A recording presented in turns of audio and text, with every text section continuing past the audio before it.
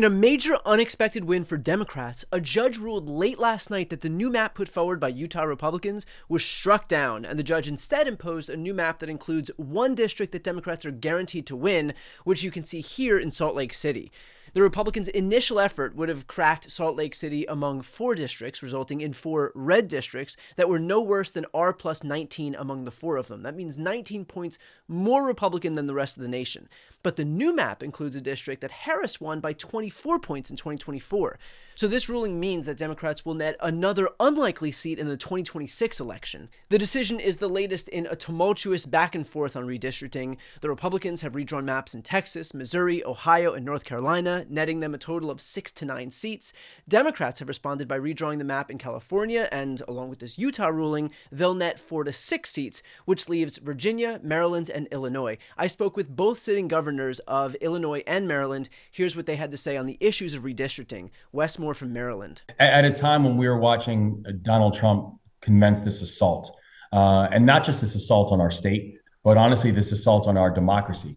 You know, I have said, and I will continue to say, that Maryland will not just sit on its hands while Donald Trump continues to pick and choose which states have fair maps and which states don't, when we know he's just trying to rig the rules because he knows it's the only way for him to win an election. And so I have ordered the creation of a governor's redistricting advisory committee here in the state of Maryland, where I have assembled a group of bipartisan leaders, which is going to be chaired by Senator Angela Alsobrooks, who is going to spend time listening to Marylanders and going all around and hearing where Marylanders are on this issue.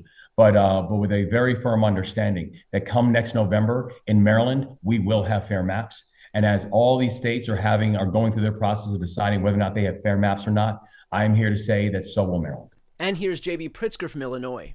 I think where we are is that all the states that have the ability to make a change are going to have to contemplate what that's going to look like, even Illinois. And we've got 14 of our 17 members of Congress are Democrats, 3 Republicans. People think it can't be done in Illinois, that we couldn't get any more Republican seats. That's not accurate. And of course, as far as Virginia is concerned, the state legislature has already begun the process of redrawing their maps by passing one of what will ultimately need to be 2 bills to amend the state constitution. But that process is already underway. Once Virginia, Maryland, and Illinois redraw their maps, that would mean another 5 to 7 seats on the table for Democrats. Meanwhile, Republicans may see new maps from Nebraska, Indiana, and Florida, netting them another 4 to 6 seats. But when all is said and done, we're looking at what may roughly be a wash in the 2026 cycle as far as maps are concerned. But I want to be clear, that doesn't happen by accident. That happens when Democrats actually fight back. Remember, Trump told Texas to redraw their maps because he thought the Democrats would just lay down. Newsom and California Dems didn't. Even though there were a million reasons not to do it, they opted to lean in and fight fire with fire, as Newsom explained here. There's literally no more evidence than you need than the evidence that has been submitted in the first 6.5, 7 months of the Trump administration. And you think this is going to get better? You think if we just say, well, Mr. Trump, it's fine. We know it's a race to the bottom. You may call upon those other states. Can you just do 5 and California will stand down? Yeah. God damn it, enough. Yeah. Democrats, stop being weak. Step up. These guys have been dominating the narrative. They have been defining the terms of the debate. It's time to get on our off our heels, onto our front toes. It's time to do just that. Dominate the narrative, flood the zone, and surround sound. It's time for us to all band together. It is about the United States of America. He doesn't believe in that. He believes in the red states. He's going after, he's a wartime president. He's the head of a war party, war on women, war on voting rights, war on Hispanics, a war on this state. War on institutions, war on history. I mean, this is serious. This guy's trying to get a Nobel Peace Prize. That's what he's going to try to say tomorrow in Alaska, that he's the big guy trying to find peace, really? When he's bringing war to the American people? He put military in the streets, not of Baghdad. And he didn't send the military in his first administration anywhere in the world. He sent the United States Marines into the United States of America in one of the bluest cities in this country, in Los Angeles, one of the great cities, American cities. That's what Donald Trump did. He is a wartime president. Now, the sad reality is that the Supreme Court heard a case arguing for the dissolution of Section 2 of the Voting Rights Act, which mandates opportunity districts or black or brown majority districts in a raft of states around the country. And the reality is that they will likely gut it, which means that Republicans will have the opportunity to erase yet another roughly 20 seats.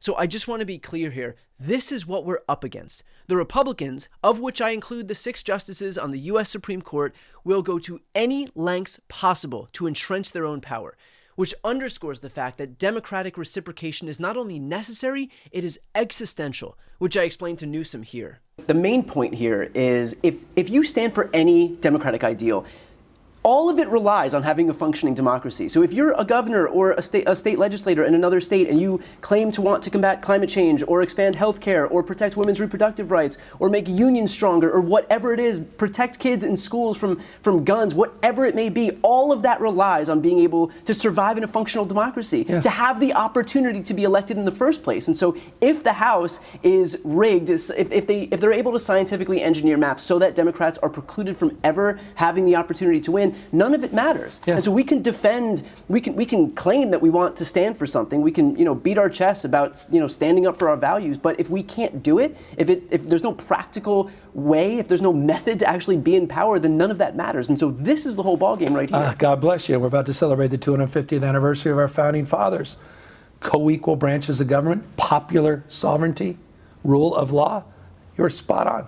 Everything you just said is spot on. This is it. So as far as Utah's concerned, look, I will take the good news any day of the week. And I'm grateful for the attorneys who argued this case and the judge who ruled on this case who deferred not to one political party, but rather to the law. But that is the exception and not the rule. And so recognizing that this is a race to the bottom, right now, we have 2 choices. We can do nothing and allow ourselves to be relegated to the permanent minority out of deference to good governance, or we can live in reality and fight fire with fire so that we have a chance at getting back into power so that we can actually stop this egregious consolidation of power happening at the hands of Trump and Republicans. But that does not happen unless we fight. So I hope that other governors and state legislators are paying attention. I hope that other governors and state legislators are willing to meet this moment because we have one shot here at fighting back. Because once the GOP consolidates full control, we won't have another chance.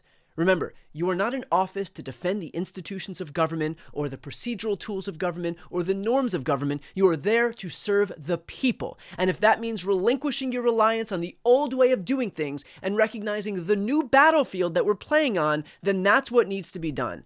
And again, it is essential that we do it now, while we have the opportunity, because once it's gone, it's doubtful it'll ever come back. Before you go, if you enjoyed this content and you want to see more and support independent media, please subscribe to this channel. The subscribe button will be right here on the screen.